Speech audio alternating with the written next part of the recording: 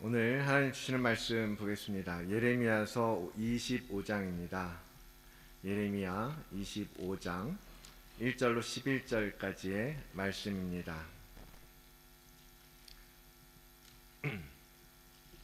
구약성경 1089페이지입니다. 우리 다 같이 일어나셔서 또 오늘 하나님 주시는 말씀 받도록 하겠습니다. 25장 1절로 11절까지인데요. 길지만 우리 한 목소리로 읽도록 하겠습니다. 읽겠습니다.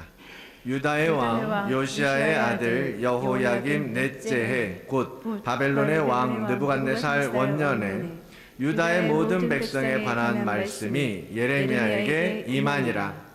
선지자 예레미야가 유다의 모든 백성과 예루살렘의 모든 주민에게 말하여 이르되 유다의 왕 아몬의 아들 요시야 왕 13째 해부터 오늘까지 23년 동안 여호와의 말씀이 내게 임하기로 내가 너희에게 꾸준히 일렀으나 너희가 순종하지 아니하였느니라. 그러므로 여호와께서 그의 모든 종 선지자를 너희에게 끊임없이 보내셨으나 너희가 순종하지 아니하였으며 귀를 기울여 듣지도 아니하였도다. 그가 이르시기를 너희는 각자의 악한 길과 악행을 버리고 돌아오라. 그리하면 나 여호와가 너희와 너희 조상들에게 영원부터 영원까지 준 그 땅에 살리라. 너희는 다른 신을 따라다니며 섬기거나 경배하지 말며 너희 손으로 만든 것으로서 나의 노여움을 일으키지 말라. 그리하면 내가 너희를 해하지 아니하리라 하였으나 너희가 내 말을 순종하지 아니하고 너희 손으로 만든 것으로서 나의 노여움을 일으켜 스스로 해하였느니라. 여호와의 말씀이니라. 그러므로 만군의 여호와께서 이와 같이 말씀하시니라. 너희가 내 말을 듣지 아니하였느니라. 보라, 내가 북쪽 모든 종족과 내 종 바벨론의 왕 느부갓네살을 불러다가 이 땅과 그 주민과 사방 모든 나라를 쳐서 진멸하여 그들을 놀램과 비웃음거리가 되게 하며 땅으로 영원한 폐허가 되게 할 것이라. 여호와의 말씀이니라. 내가 그들 중에서 기뻐하는 소리와 즐거워하는 소리와 신랑의 소리와 신부의 소리와 맷돌 소리와 등불빛이 끊어지게 하리니 이 모든 땅이 폐허가 되어 놀랄 일이 될 것이며 이 민족들은 70년 동안 바벨론의 왕을 섬기리라. 아멘. 하나님의 말씀입니다. 자리에 앉으시기 바랍니다. 잠시 기도하겠습니다. 살아계신 주님, 오늘도 우리에게 말씀하여 주시니 감사합니다. 그 말씀을 듣기 원합니다. 듣고 순종할 수 있는 힘을 우리에게 주시며 듣고 깨달아 하나님을 알고 하나님의 마음을 느낄 수 있는 그러한 말씀 선포의 자리가 되게 인도하여 주시옵소서. 임재하시고 각 사람의 심령을 주님 주장하여 주시고 터치하여 주시옵소서. 그렇게 선포되는 말씀을 통하여서 하나님께서 주신 그 하늘의 뜻을 향하여 또 한 걸음 전진하는 우리 다드림 교회 공동체가 되도록 은혜를 더하여 주시옵소서. 감사드리며 예수 그리스도의 이름으로 기도드리옵나이다. 아멘. 자, 오늘도 우리 서로 함께 얼굴 보고 인사 나누는 시간 갖겠습니다. 우리 옆에 보고 앞뒤를 보시고요. 주님의 은총과 평강을 누리시기를 축복합니다. 축복합니다. 예, 빈자리가 많죠. 우리 이 빈자리 가운데 하나님께서 우리와 함께 할 수 있는 많은 지체들을 보내주시기를 위해서 또 기도하시고 여러분 주변에 있는 분들을 또 초청하시고 그래서 이 자리가 충만하게 풍성하게 채워지기를 원합니다. 그리고 하나님께서 그러한 우리 교회 가운데 오늘도 변함없는 하나님의 신실하심으로 여러분의 가정과 여러분의 일터와 여러분의 삶 가운데 하나님의 은총이 넘치도록 부어지기를 주의 이름으로 축원을 드립니다. 자, 오늘은 영적 분별력이라는 주제로 말씀을 나누기를 원합니다. 이 분별력을 키우는 것, 분별력이라는 것이 우리의 영적인 삶을 풍성하게 만드는 너무나도 우리에게 너무나 중요한 도구이고 꼭 필요한 도구가 되기 때문인데요. 그래서 하나님 나라의 절기를 이렇게 마무리하는 시점에 초대교회에서는, 초대교부들은, 우리의 영적 아비들은 이 영적인 분별력을 위한 말씀을 가르쳐 왔던 것입니다. 근데 그 영적 분별력과 관련해서 최근에 이제 우리 성경 통독하면서 예레미야를 지나간 지 얼마 안 됐죠? 예레미야를 보면서 이런 관점에서 너무나 답답한 마음이 들더라고요. 예레미야에 대해서 사실 우리가 너무 이제 어려운 선지서다라고 생각하는 경향이 있죠. 그래서 많이 접하지 않는데요. 이 예레미야는 그 이스라엘이 남과 북으로 나뉘어지고 북이스라엘이 아수르에 의해서 정복되었을 때 멸망을 당하고 나서 이 남유다를 배경으로 사역하던 선지자였습니다.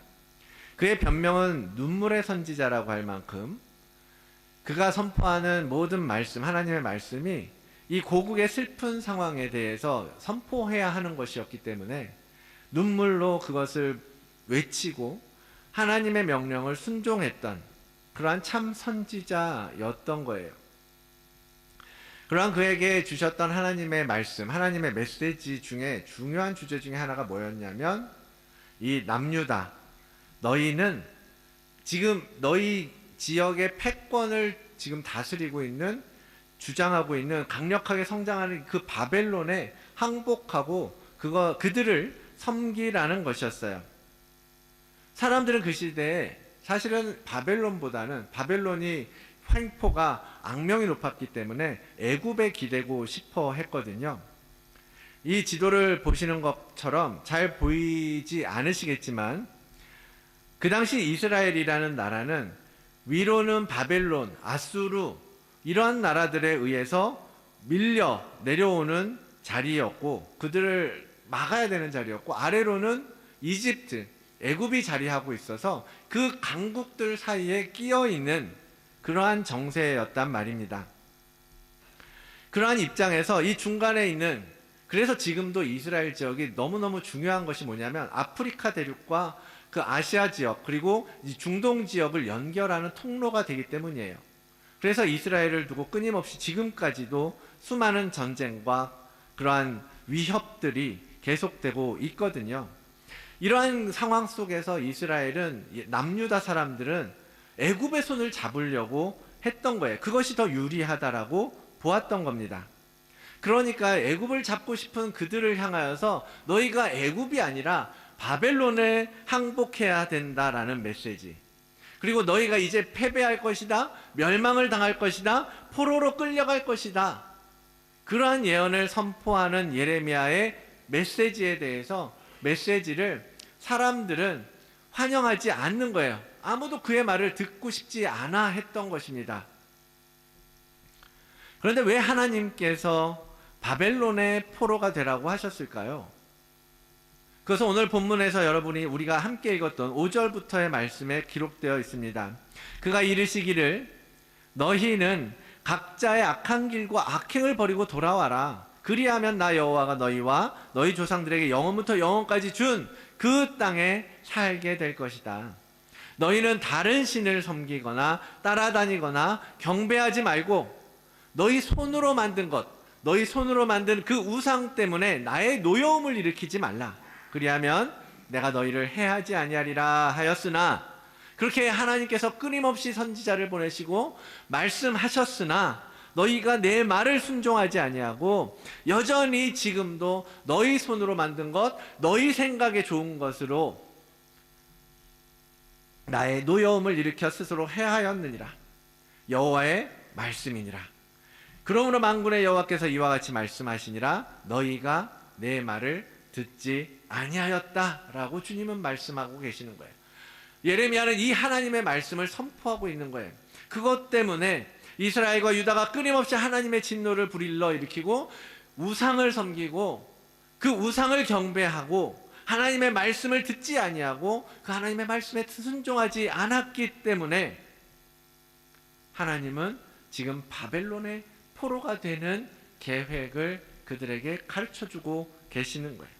여러분, 그것이 이스라엘을 죽이기 위한 하나님의 계획입니까? 하나님께서 그들을 향하여 진노하시고 그들을 이젠 더 이상 그들과 함께 할 수 없다, 그들은 나의 백성이 아니다, 버리기 위해서 그들을 바벨론의 포로로 보내시는 것이 아닙니다. 오히려 거꾸로 하나님은 그들을 살리시기 위해서, 그들을 살려주시기 위해서, 그들을 다시 돌이키게 하시기 위해서 바벨론의 칼 아래 두시기로 작정하셨던 거예요.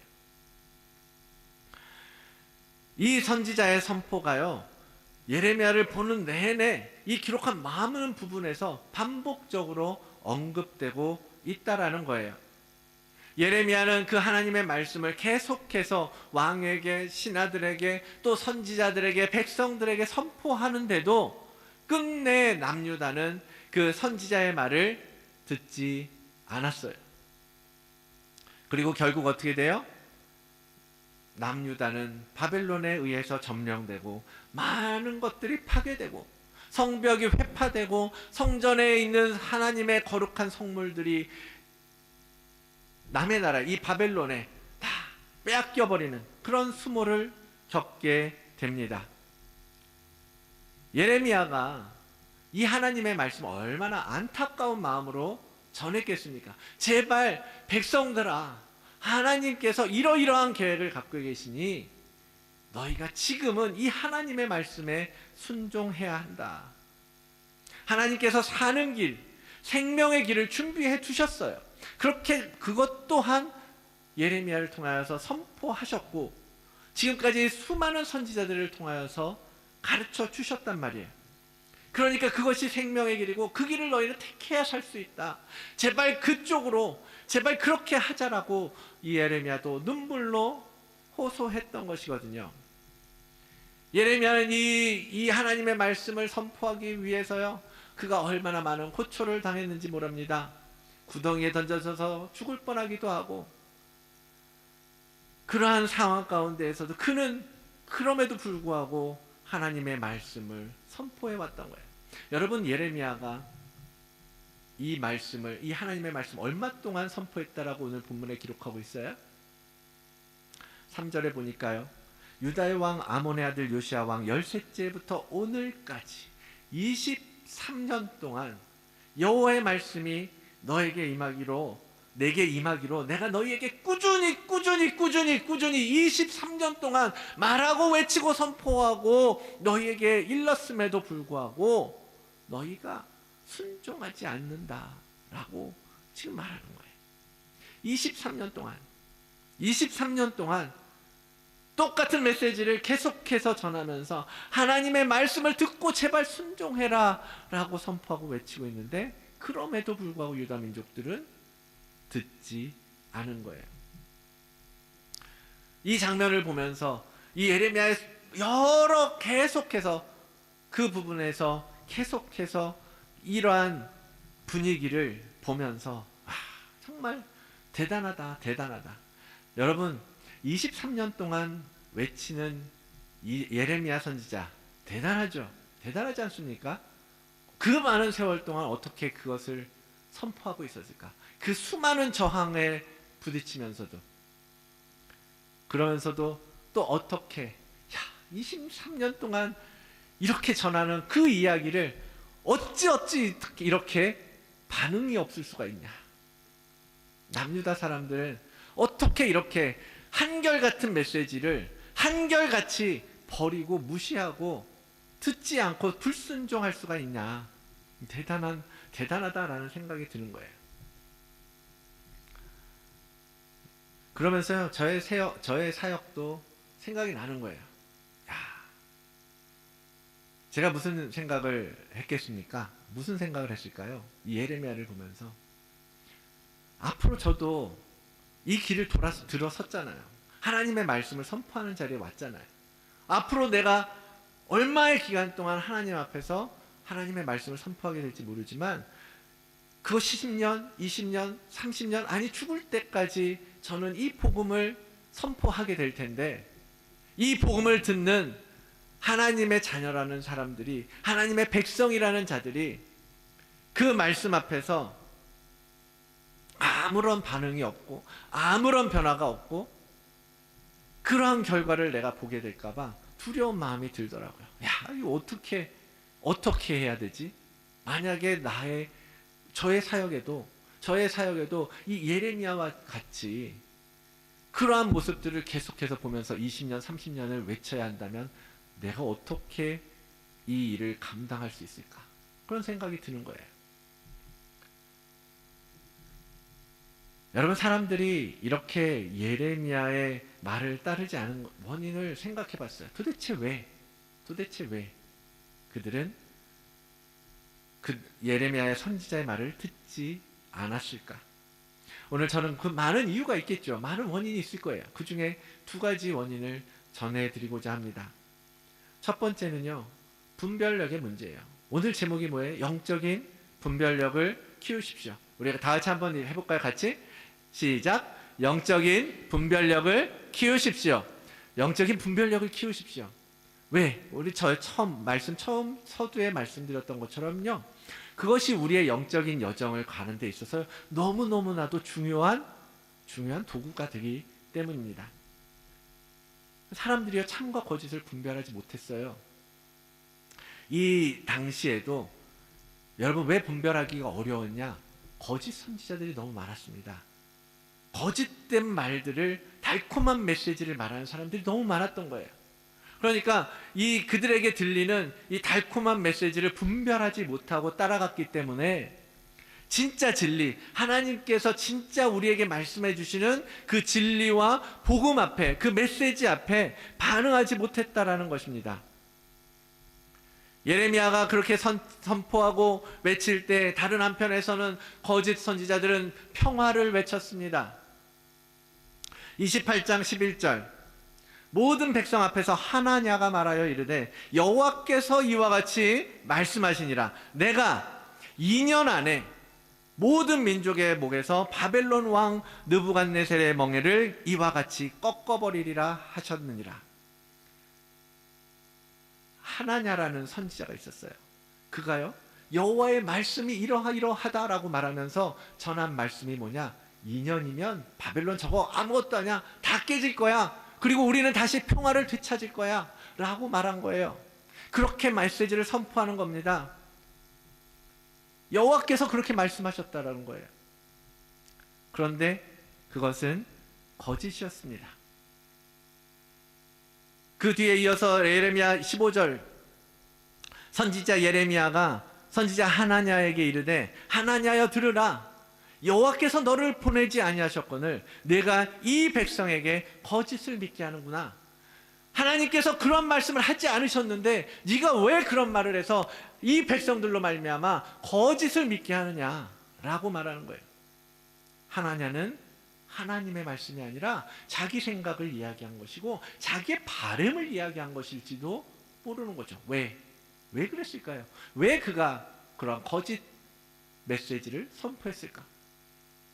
어쩌면 사람들이 기대하는 그 기대 심리에 만족한 답을 해주기 위해서, 그래서 사람들의 인기를 좀 얻어보려고 그렇게 얘기하지 않았을까요?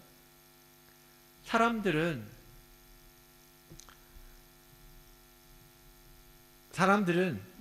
나를 행복하게 해주고 나를 기쁘게 해주고 나를 만족하게 해주는 메시지에 귀를 솔깃하게 됩니다. 그러다 보니까 많은 선지자들이 그들의 입맛에 맞는 말을 택해서 말해주는 일들이 많이 있다라는 거죠. 옛날에도 그랬고 지금도 그런 일들은 벌어지고 있지 않습니까?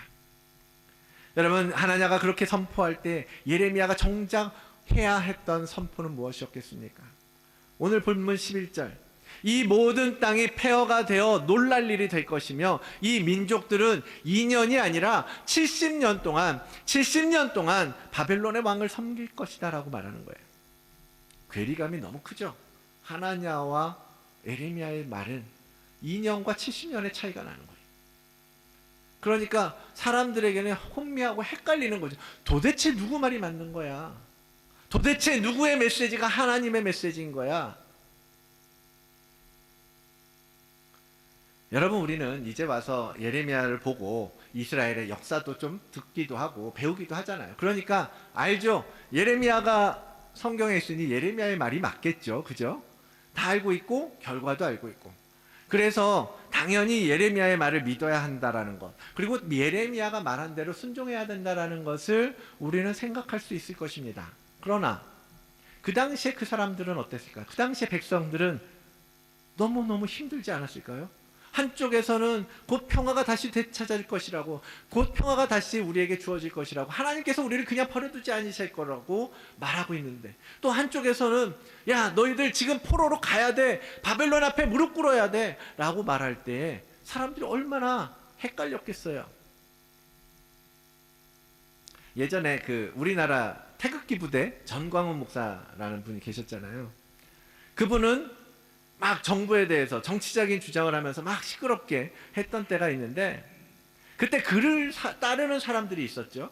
그리고 또 다른 편에서는 그를 비판하는 사람들이 있었고, 그와 반대되는 입장에 섰던 사람들도 있어요. 그런 거 같은 거예요.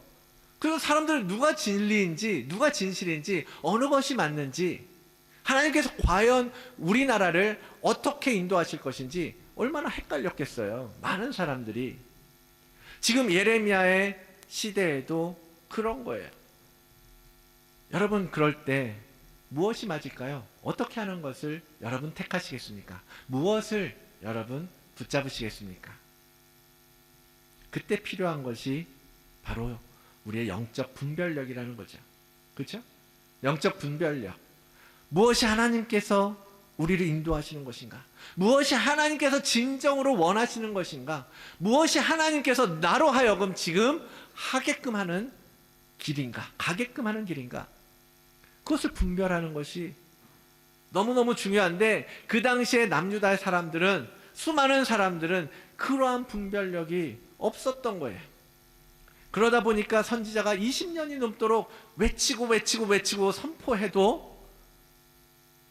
불구하고 전혀 움직이지 않는 거죠. 그것이 자연인으로서의 인간의 모습입니다. 우리의 모습이에요. 우리의 죄성이죠. 우리가 좋은 걸 택하고 취하고 싶은 우리의 기대 심리로부터 나오는 거예요. 하나님으로부터 오는 것을 바라보고 그것을 붙잡기보다는 그냥 내가 원하는 것에 오히려 더 마음을 쓰고 더 마음을 주는 일들이 자연인으로서의 우리 죄인의 모습이라는 것입니다. 하나님의 방식을 모르기 때문에 그것을 분별할 수가 없는 거예요. 선지자 예레미야도요, 하나님가 이런 예언을 선포할 때 인간적인 마음으로는 나도 그랬으면 좋겠다 그래요. 그래, 나도 네가 말하는 것처럼. 볼까요? 28장 6절. 선지자 예레미야가 말하니라. 아멘, 아멘. 그래, 여호와가 그같이 하기를 원합니다. 여호와께서 하나님 당신이 예언한 말처럼 이루셔서 여호와의 모든 성전 기구와 모든 포로들이 2년 안에 바벨론에서 이곳으로 되돌려 오시기를 나도 원합니다. 나도 당신의 말이 맞았으면 좋겠습니다. 그렇게 말하는 거예요. 이 상황이 그렇게 평화롭게 마무리되었으면 좋겠어. 그리고 모두가 행복해졌으면 좋겠어. 그런데 하나님은 그렇게 말씀하시지 않았다라는 거예요. 그건 하나님의 방식이 아니라고 말합니다. 28장 8절. 나와 너 이전의 선지자들이 예로부터 많은 땅들과 큰 나라들에 대해서 선포했던 메시지는 주로 뭐였냐면 전쟁과 재앙과 전염병이었어요. 그러한 예언이었어요. 왜? 하나님께서는 우리가 범죄할 때에, 이스라엘이 범죄할 때 그들을 돌이켜야 했기 때문에, 그들을 다시 생명의 길로 돌아서게 해야 됐기 때문에 하나님은 늘 전염병과 그 전쟁과 재앙이라는 방법을 통해서 이스라엘을 다뤄오셨기 때문에 많은 선지자들은 그것을 이야기하고 선포할 수밖에 없었다라는 거예요.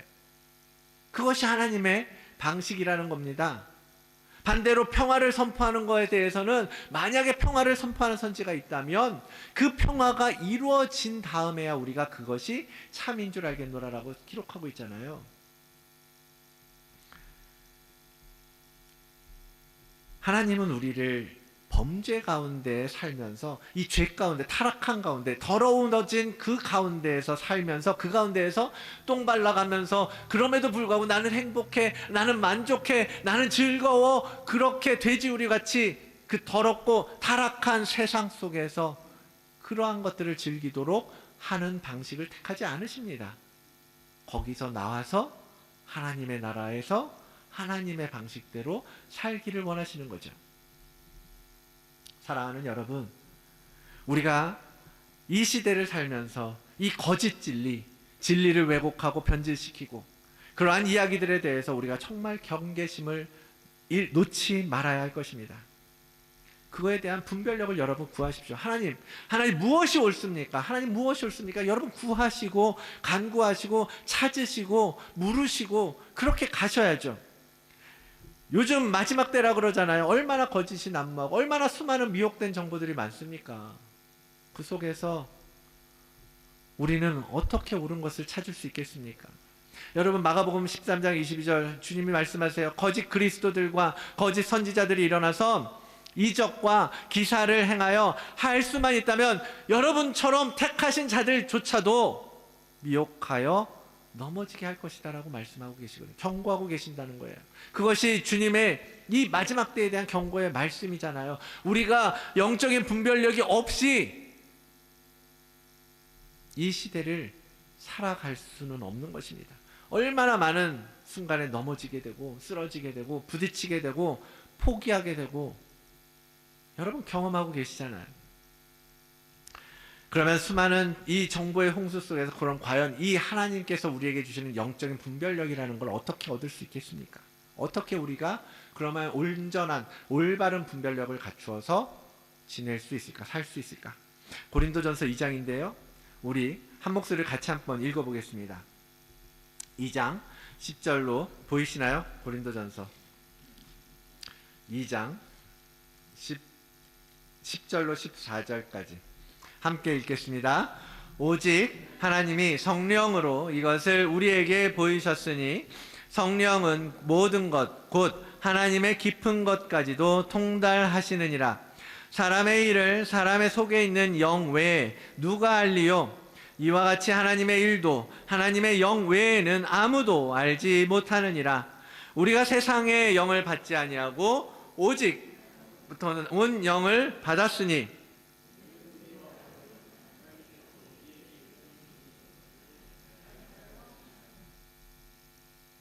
우리가 이것을 말하거니와 사람의 지혜가 가르친 말로 아니하고 오직 성령께서 가르치신 것으로 하니 영적인 일은 영적인 것으로 분별하느니라. 육에 속한 사람은 하나님의 성령의 일들을 받지 아니하나니 이는 그것들이 그에게는 어리석게 보이며 또 그는 그것들을 알 수도 없나니 그러한 일은 영적으로 분별되기 때문이라. 아멘. 우리는요 타락한 혼을 가진 존재이기 때문에 우리 지식으로 하나님을 알 수는 없어요. 그죠? 우리는 어떻게도 하나님을 우리가 찾을 수 없습니다. 우리의 힘으로, 우리의 지식으로, 우리의 의로, 우리의 어떤 행위로 그렇게 해서 하나님을 만나는 것이 아니라 오직 우리 안에 계신 하나님의 영을 통하여서 그것을 분별할 수 있는 길은 성령의 도우심밖에 없다라는 것입니다. 하나님의 영 외에는 아무도 모르는 거예요. 그런데 우리가 성령님을 받았고 우리가 하나님의 영을 받았으니까 이제 우리 안에서 성령께서 가르쳐 주시는 것으로 영적인 일을 분별할 수 있게 되었다라고 말씀하시는 것입니다. 그런데 분별력이 부족한 사람은 어떻게 된다고요? 이 하나님의 방식이, 이 하나님의 일이 어리석게 보인다라는 거예요. 왜? 알 수가 없으니까요. 우리가 하는 일이, 하나님께서 하는 이 영적인 일들이요 다 어리석어 보이는 거예요. 옳지 않다라고 보이는 거예요. 내 생각과 맞지 않다라는 것입니다. 내 상식과 벗어난다라고 생각한다는 거예요. 그래서 어리석게 보인다라고 말씀하고 계시는 것입니다. 그래서 그들은 거부하고 받아들이지 않는다. 그러나 성령님을 의지하고 그분의 지혜를 구하는 자에게는 성령께서 우리로 알게 하시고 깨닫게 하시고 보여주시겠다라고 가르쳐주고 계시지 않습니까? 여러분, 그래서 우리가 해야 할 일은요, 골로새서에서 사도 바울이 이렇게 권면합니다. 3장 16절, 이것도 같이 한번 읽어볼까요? 그리스도의 말씀이 너희 속에 풍성히 거하여 모든 지혜로 피차 가르치며 권면하고 시와 찬송과 신령한 노래를 부르며 감사하는 마음으로 하나님을 찬양하라. 이렇게 기록하고 있는 거예요. 그리스도의 말씀이 너희 속에 풍성히 거하게 하라는 것입니다. 성령의 인도하심을 우리가 분별하여서 그것을 통하여서 바른 길을 택하여 가기 위해서 먼저 우리 안에 이루어져야 될 것은 하나님의 말씀이 우리 안에 풍성하게 거해야 한다라는 거죠. 그것을 듣고 성령의 가르치심을 깨닫고 그것을 캐치하려면 하나님의 말씀이 우리 안에 늘 속에 있어서 그것이 우리를 교훈하도록 해야 한다라는 거예요. 그거에 귀를 기울여야 한다라고 말씀하고 계시는 것입니다. 그러면 여러분, 우리가 올바른 분별력, 영적인 분별력을 소유하기 위해서 일주일에 이 시간에 한번 와서 예배드리고 이 설교 시간에 30분 설교 듣고 그러면 여러분 영적인 분별력을 갖출 수 있을까요? 얼마의 시간이 걸릴까요? 여러분 안에 말씀이 거해서 성령 하나님의 인도하심을 깨닫고 그에 민감하게 반응해서 우리가 세상 가운데서 영적으로 잘 분별하여서 거짓 선지자의 말이 아니라 하나님의 거룩한 진리의 말씀 앞에 순종할 수 있으려면 여러분 일주일에 한번 이렇게 예배하는 것으로 충분하지 않을 수밖에 없잖아요. 여러분 일주일에 한번 하나님의 말씀 듣는 사람이 하나님께서 나를 이렇게 인도하시는 것 같아 라고 말할 때 여러분 그것을 신뢰할 수 있을까요? 매일매일 하나님 앞에 묵상하고 말씀을 읽고 말씀을 듣는 사람들이 그런 성도들이 이번 주에 하나님 말씀 묵상하는데 하나님께서 이렇게 인도하시는 것 같아 라고 말할 때 우리는 그래 그것이 맞겠구나 라고 생각할 수 있잖아요. 그건 너무 당연한 일반적인 상식 아닙니까? 그런데 그런 것이 아니라 일주일에 한 번 오면서 그리고 어쩌다 한 번씩 성경을 읽으면서 나는 하나님의 말씀을 다 이해해, 나는 하나님의 말씀을 잘 깨달아 라고 말한다면 여러분 그것은 우리의 속마음을 다시 한번 확인하고 점검해야 되지 않겠습니까? 일주일에 한 번 우리가 예배하는 것으로는 너무 부족하죠. 그렇게 해서는 우리 안에 하나님의 말씀이 풍성하게 거할 수가 없습니다. 그래서 매일 우리는 하나님의 말씀을 먹어야 된다라고 가르쳐주고 있는 거예요. 여러분 시편 1편 오늘 교동문을 했는데요. 시편 1편에 복 있는 사람은 어떻다라고 말씀하고 계십니까? 복 있는 사람은 오직 여호와의 율법을 즐거워하고 주야로 그 말씀을 묵상하는 자로다. 주야로 말씀을 즐거워하는 자들, 그들이 바로 복 있는 사람이고 그들이 바로 영적인 분별력을 가진 자들이 되어서 악인의 길을 따르지 아니하고 죄인의 길에 서지 아니하고 오만한 자의 자리에 앉지 아니하고 오직 여호와의 율법을 따라서 그 율법을 즐거워하며 복 있는 사람으로 의로운 자리에 의인으로서 살아갈 수 있다라고 말씀하고 계시는 거예요. 그러므로 여러분 하나님의 말씀을 먹는 일, 매일 묵상하고 주야로 즐거워하는 일을 게을리해서는 안 된다라는 것입니다. 왜 교회가 계속해서 말씀 먹기에 강조하고 계속 말씀으로라고 말하는 것입니까? 이러한 이유가 있는 거예요. 요즘 여러분 말씀 통독하고 있는데 우리 성인 작년부 180일 성경 읽기 후반기 하고 있는데 여러분 잘 따라오고 계십니까? 여러분 그 줄 놓치셨습니까? 어떠십니까? 그것이 아니라도 여러분 스스로 어떠한 말씀을 계속해서 묵상하고 먹고 그렇게 작업하고 계십니까? 우리 청년들은 지금 아무것도 못하고 있죠. 담임 목사로서 우리 청년들한테 미안한 마음이에요. 많이 케어해주지 못하고 돌보지 못하고 있는 거 너무 미안하고 그렇습니다. 그런데 어쨌든 여러분들이 말씀을 따라서 말씀의 자리에 들어가고 말씀을 쫓아서 가지 않으면요, 이 시간에 그냥 청년부에서 전도사님이 한번 강의하고 가르쳐주고 어떤 모임을 통해서 설교 듣고 그것으로는 충분하지 않다니까요. 여러분 말씀이 없으면 우리의 영적인 분별력은 흐려질 수밖에 없는 거예요. 성령 하나님 앞에 민감하게 반응할 수도 없고 성령 하나님이 나를 만지시고 나를 이끄시고 나를 데려가시려고 해도 그래서 알 수가 없다니까요. 그래서 어리석게 보인다고 말을 하잖아요. 우리가 살아가는 날들이 얼마나 혼탁하고 혼미한 일들이 많습니까? 살아가면서 선택하고 결정해야 될 일들 얼마나 많아요. 우리의 신앙을 위해서 따라가야 할 그 수많은 교훈과 가르침, 무엇이 더 옳은지, 지금 이 상황에 어떤 것이 내게 가장 적합하고 합당한 하나님의 인도하심인지, 그것을 분별해낼 수 있어야 되는데 너무 어렵잖아요, 여러분. 여러분, 영성의 길을, 이 믿음의 길을, 이 영적 분별력을 갖추어가는 일, 키우시는 일들을 위해서 여러분 말씀 앞에 더욱더 정진하여 나가시길 원합니다. 말씀에 거하는 연습, 말씀에 임하는 훈련, 말씀을 먹고 그것이 삶의 습관이 되도록 만드십시오. 그래야 그 말씀을 통하여서 우리가 어느 때고 어떤 순간에도 우리가 무언가 선택해야 되고 무언가 결정해야 될 때 우리가 하나님의 인도하심, 하나님의 방식대로 선택할 수 있게 되는 것입니다. 여러분, 말씀 안에 거하시고 성령의 인도하심을 통해서 하나님의 방식을 분별하는 여러분들이 되시기를 원합니다. 두 번째 원인은, 이들이 이토록 예레미야의 선포를 따르지 않는 두 번째 원인이 있다면 그들의 딱딱해져 버린 마음이에요. 딱딱해져 버린 마음. 여러분, 마음이 딱딱해진다는 얘기는 많이 들으셨죠? 마음이 딱딱해져 버리면요, 그걸 깨트리고 바꾸기가 너무나 힘든 것을 우리는 많이 경험하게 됩니다. 분별력도 없지, 마음은 딱딱하게 굳어버렸지. 예레미야가 10년, 20년을 선포해도 더 이상 그들의 마음에는 들려지지가 않는 거예요. 그것을 몇 주 전에 제가 마비에 대해서 얘기했잖아요. 그것이 영적으로 마비된 상태라니까요.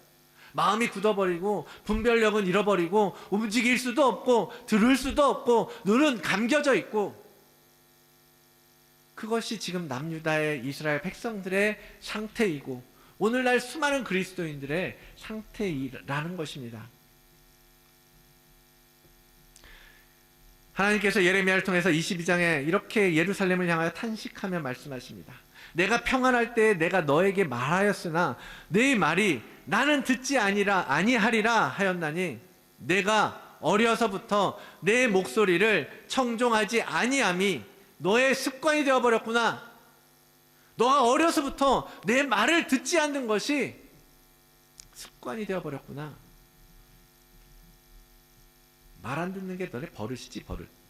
이라고 우리에게 말씀하시는 거예요. 사랑하는 여러분, 여러분이 말씀을 듣고 예배드리고 말씀을 보고 그래도 아무런 능력도 경험하지 못하고 계신다면, 여전히 안개 속에서 여전히 아직도 확신이 없어서 그래서 고민하고 계신다면요, 우리의 마음이 너무 딱딱해져 버린 것은 아닌지 여러분의 마음을 좀 돌아보시기를 원합니다. 우리가 하나님의 말씀을 무시하고 거부하고 듣지 않고 그냥 흘려보내면서 계속해서 그냥 거부하는 습관에 빠져버린 것은 아닌지 여러분 살펴봐야 한다는 거예요.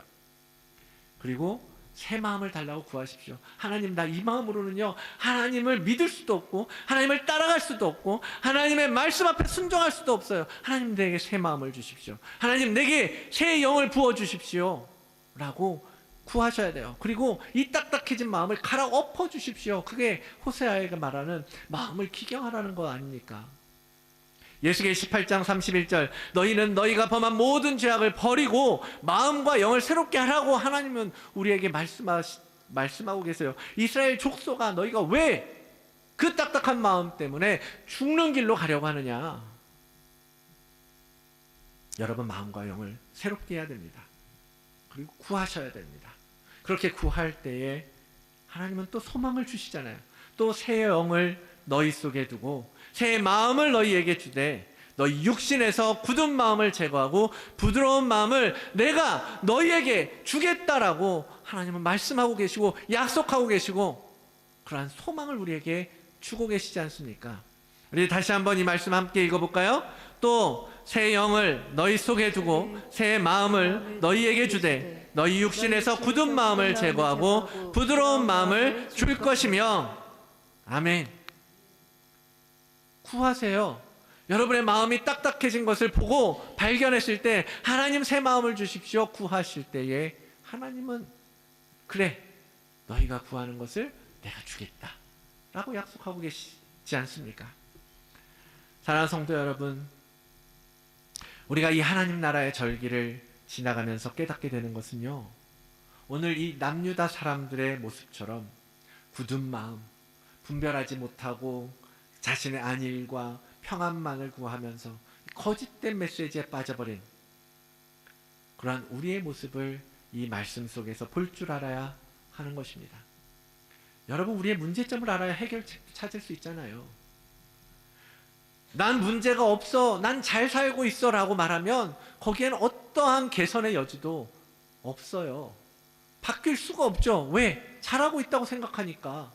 난 괜찮다라고 생각하고 있으니까 바뀔 수가 없는 거예요. 여러분, 문제가 들어가는 것을 더 하나님의 은혜라고 생각하십시오. 여러분의 문제가 드러나서 정말 사람들이 불편해하고요, 여러분 문제가 드러나면 마음이 되게 힘들어지거든요.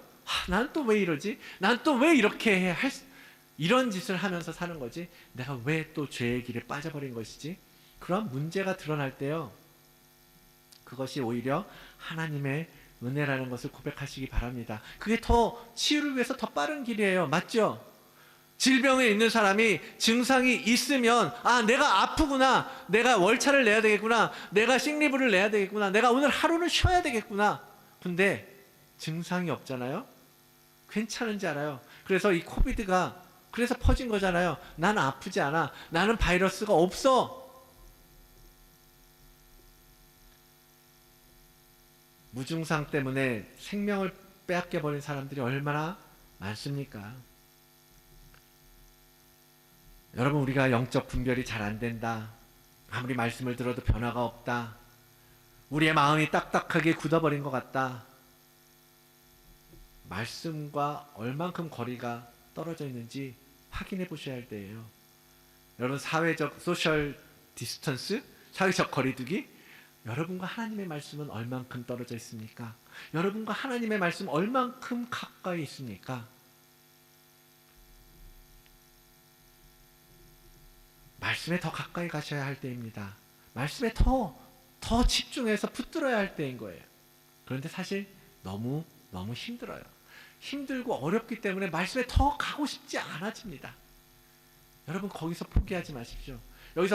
거기서 그냥 멈추지 마시고요, 그래도 나는 끝까지 포기하지 않고 그 말씀을 향하여서 가야 되는 거예요. 그 말씀이 내 안에 거하도록 더 갈망함으로 나아가야 하는 것입니다.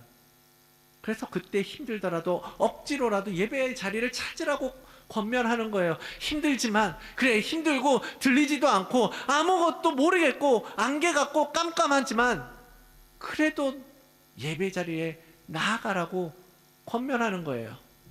그래야 뚫리기 시작하니까, 그래야 빛이 들어가서 어둠이 물러가기 시작하고 우리 안에서 어둠 가운데에서 보이지 않던 것들을 보고 찾아갈 수 있으니까, 길이 보이기 시작하니까.